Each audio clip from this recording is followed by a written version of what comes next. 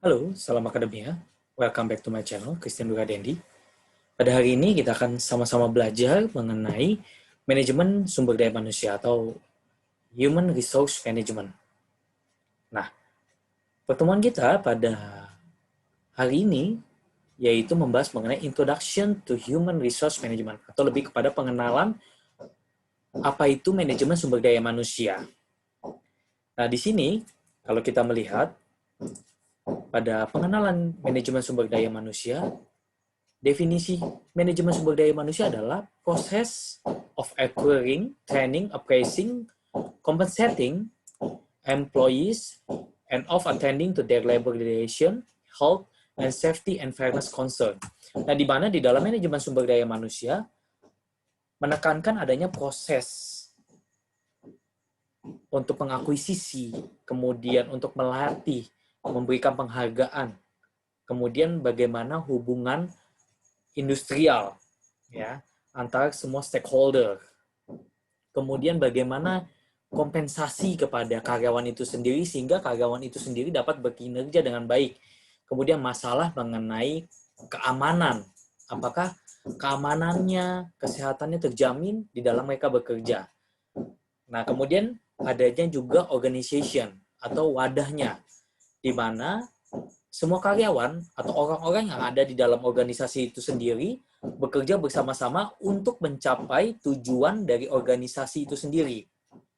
Ya, contoh simpelnya adalah ketika organisasi mempunyai tujuan untuk mencapai satu titik, ya mengembangkan usahanya atau membuat subholding atau mencapai misi atau tujuan untuk ekspansi ke luar negeri, orang-orang yang ada di dalam organisasi tersebut harus satu tekad atau mempunyai satu tujuan yang sama inline terhadap tujuan dari organisasi tersebut.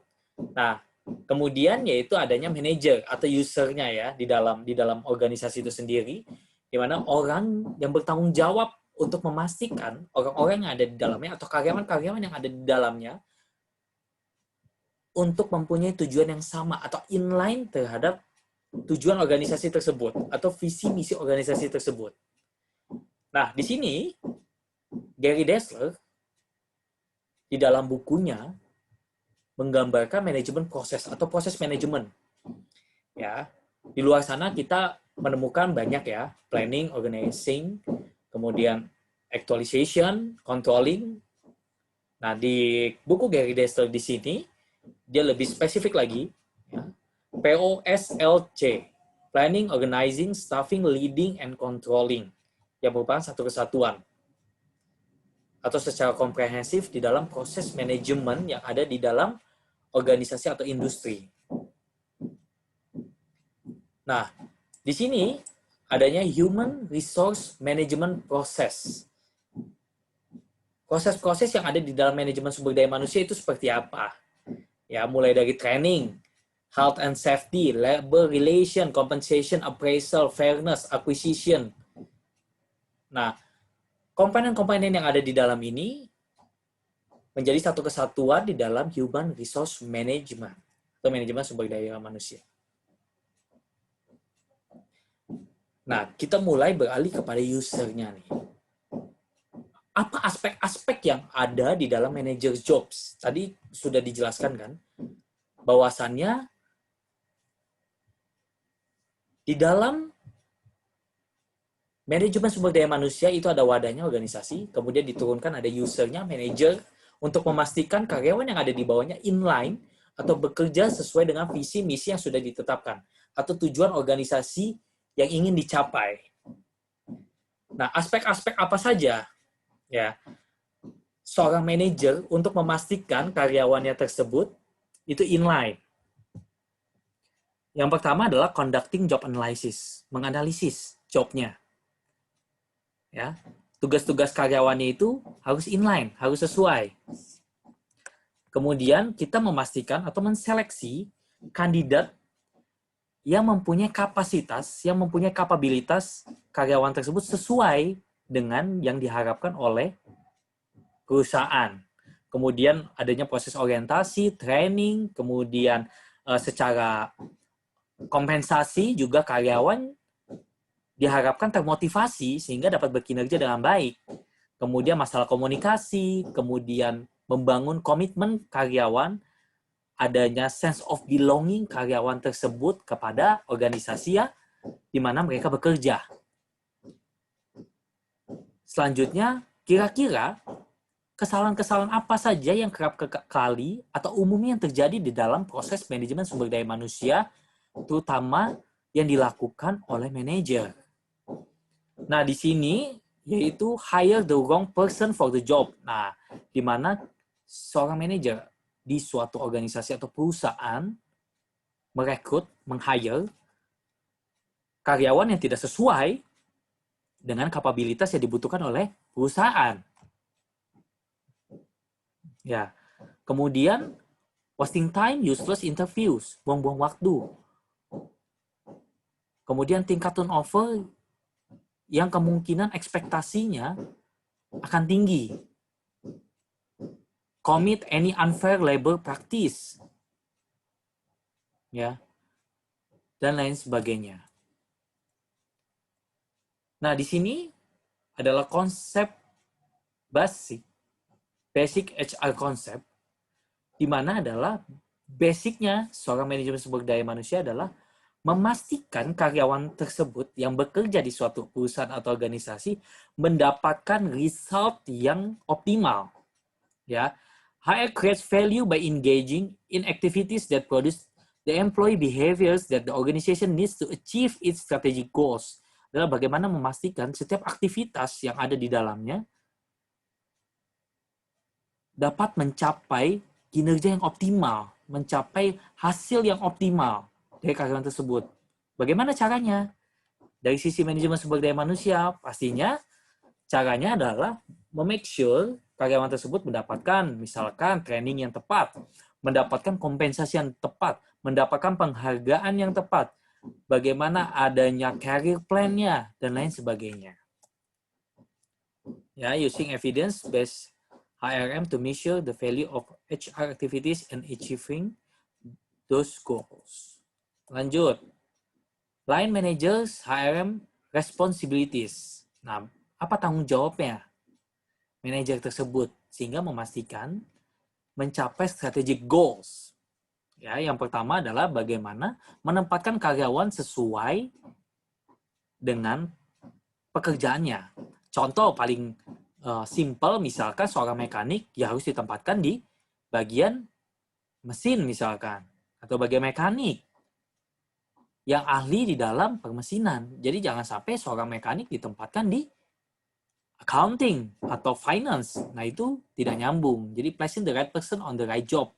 Kemudian starting new employees in the organization, adanya orientation, itu penting sekali. Mengenali budaya perusahaan, tanggung jawabnya, job desk-nya, hak-hak yang didapat, bagaimana koordinasinya, dan lain sebagainya. Controlling labor cost, developing the abilities of each person, dan lain sebagainya. Human resource management duties, di mana line function, coordinative function, staff function. Ya, ini adalah fungsi-fungsi seorang HR manager, bagaimana adanya tanggung jawab, ya, garis tanggung jawab dia kemana, dia tanggung jawabnya kemana, adanya koordinasi, kemudian adanya fungsi-fungsi dari staff itu sendiri sebagai inovator, menciptakan perubahan demi mencapainya strategic goals dari industri atau perusahaan tersebut. Nah, ini adalah salah satu bentuk chart ya di dalam organisasi yang besar, di mana seorang human resource management, manajemen sumber daya manusia, ini harus capable. Dia harus mempunyai struktur organisasi. Jadi, Bapak Ibu, teman-teman semuanya, ketika misalkan masuk ke dalam suatu organisasi atau teman-teman mahasiswa yang magang, ketika masuk ke suatu organisasi atau suatu perusahaan pasti akan menemukan struktur organisasinya. Ya, yang dimana ada di dalamnya, oh di sini manajer, sini supervisor, staff, CEO, dan lain sebagainya. Ini gambar ini adalah untuk organisasi yang besar. Ini yang small company, ya lebih simple. Ya, human resource specialties, di mana specialities bagi seorang manajemen sumber daya manusia atau human resource manager itu bukan hanya rekrut atau mengadakan atau pengadaan karyawan baru, tetapi banyak job analysis, compensation, labor relation, training specialist, EO coordinator, ya. Apa tren-trennya yang dihadapi oleh manajemen sumber daya manusia? Tentu saja globalisasi, masuk ke ekspatriat, atau ada juga karya-karya Indonesia yang dia go internasional atau ditempatkan di cabang perusahaan yang ada di luar negeri. Kita ambil contoh misalnya multinational company. Contoh saja Unilever, Coca-Cola, Danone, dan lain sebagainya yang mempunyai cabang-cabang yang ada di luar negeri, bukan saja di Indonesia. Nah, tren globalisasi ini yang perlu dipelajari, perlu dianalisis, perlu dikritisi.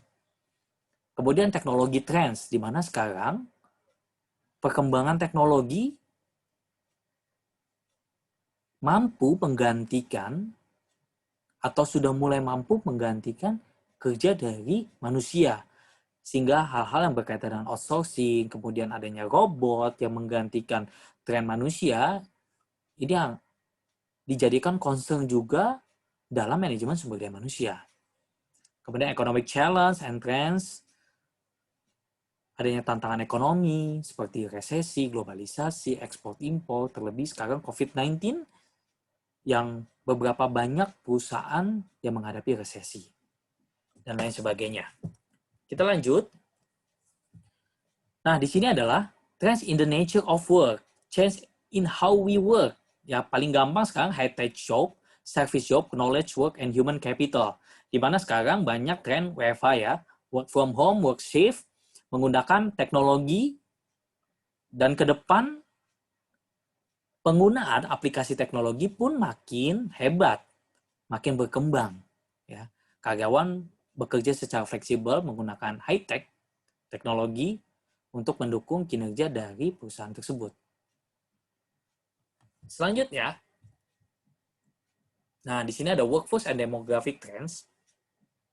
Manajemen sumber daya manusia juga mempelajari mengenai demografik, ya, di mana karyawan bukan berasal dari satu daerah saja, tetapi dari Sabang sampai Merauke mempunyai karakteristik, mempunyai adat, mempunyai budaya yang berbeda-beda. Ya, demografik. Kemudian berkaitan dengan generation. Adanya generasi milenial yang sekarang sudah mulai masuk ke dalam perusahaan. Ya, dia erat dekat sekali dengan teknologi. Ya, walaupun generasi milenial agak susah diatur, dia mempunyai kebebasan atau fleksibel. Dia menginginkan flexibility. Kemudian retires and non-traditional workers dengan kemajuan dari perkembangan teknologi.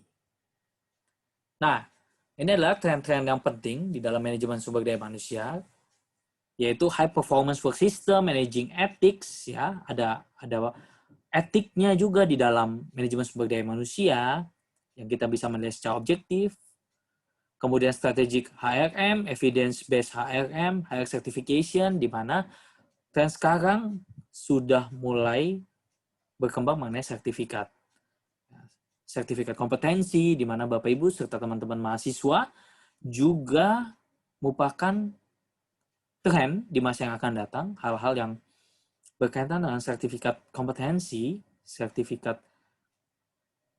pencapaian Bapak Ibu untuk menunjang karir Bapak Ibu, untuk menunjukkan bahwasannya Bapak Ibu teman-teman mahasiswa semuanya mempunyai sertifikat kompetensi yang ahli di dalam bidangnya, sehingga menunjang kinerjanya, menunjang pekerjaannya ya, dalam mencapai goals tersebut. Ya, di mana high performance work system increase productivity and performance by recruiting, providing more and better training, ya, paying higher wage, providing a safer work environment, linking back to performance. Nah, di mana evidence atau bukti di dalam pengambilan keputusan manajemen sumber daya manusia. Jadi, seorang manajer sumber daya manusia ya atau Bapak Ibu serta teman-teman semua yang ada atau berkecimpung di dalam manajemen sumber daya manusia juga membuat keputusan, ya, decision making. Apa, based on apa, atau berdasarkan apa? Pertama, actual measurement atau pengukuran yang aktual, yang objektif, 360 derajat, menghindari bias. Ya, existing data. Data-data yang existing yang menunjang penilaian tersebut untuk memutuskan. Misalkan, karyawan tersebut sudah bekerja puluhan tahun. KPI-nya bagus, tidak pernah terlambat. Data pekerjaannya dia dari tahun ke tahun, penilaiannya sangat baik. 360 derajat penilaiannya, baik dari atasan, bawahan, karyawan yang selevel dengan dia. Kemudian dilakukan research studies untuk membuat keputusan apakah misalkan karyawan tersebut akan dipromosikan atau dimutasikan atau bahkan didemosi. Itu menjadi suatu hal yang sangat esensial.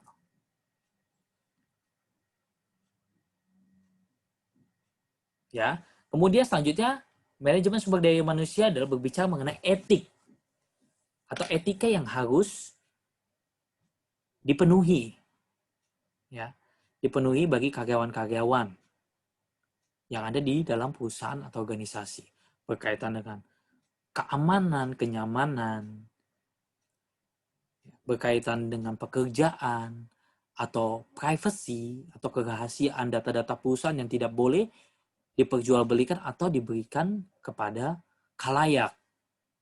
Ya. Kemudian mengenai integritas, employee theft atau pencurian.